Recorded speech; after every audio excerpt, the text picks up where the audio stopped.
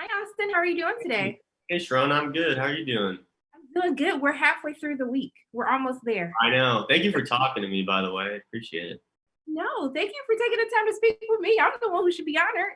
No, no, no, no. One of the things that I find very fascinating about Henry is when we're first introduced to him, it almost seems like he's just a normal kid. But then I kind of felt this internal conflict that even though we focus so much on Grace's brokenness, that I started to find Henry to be broken as well. And I wanted to know, do you agree? Do you feel that he's broken, or do you feel that he's just attracted to fixing Grace?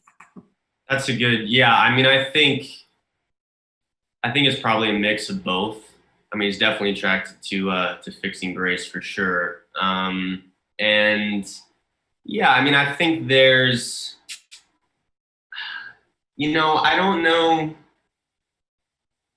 I think broken would say that there's like, I think if I use the word broken, it would say that like he was whole and then something happened to him and, now he's not whole anymore. I would say, I don't know if he ever like was whole. Mhm. I think he's a person that's still like figuring himself out and putting himself together, maybe more so. But I definitely do think that there is like definitely a lot of internal struggle going on there. I mean, he does have like a fairly, he seemed to have a fairly simple life, or like easy life, maybe I'd say.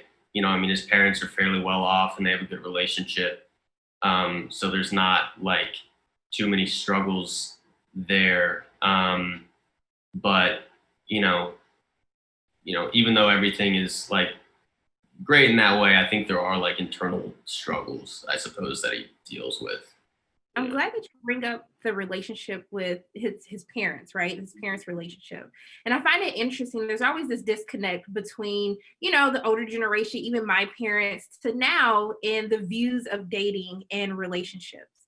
And do you feel as though that there's, this disconnect that really stops us from really being able to fully express ourselves and understand relationships in a better way? I feel like in the past it was just this happiness, and Y- now as we're in this generation we experience so much more at a younger age, and I just wanted to get your thoughts on that. Yeah, I mean, look, I didn't grow up in like, 70s or 80s or, something like that. So I don't really have that like exact, I don't have that exact experience to relate to.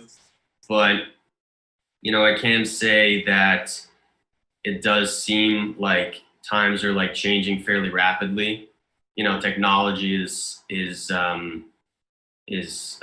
seems to be speeding up every year, in terms of like how much we advance. And so I definitely do think then that adds, different, I guess, maybe struggles or just different way of life, or how we have relationships. So I can imagine it then being a little bit more difficult to be able to like, I suppose, relate to a generation that was before, when they didn't have those sorts of things. I can imagine it like being difficult as a parent, uh, that grew up in say like the 70s or something like that, to be able to like give advice to someone when they're like, you know, having problems with like Instagram or something like that, or having problems with Instagram.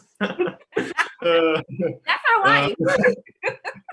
but like, yeah, I don't know. So yeah, I mean, I could see that being like, something that would be like difficult to navigate, I guess. So that's my long-winded answer. I was here for the whole version of it. Thank you. Yeah. Thank you so much for taking the time to speak with me today. I really do appreciate it. No, I appreciate you talking to me. And yeah, thank you very much. Thank you. I hope you have a great rest of your day. I hope you do too. Thank you.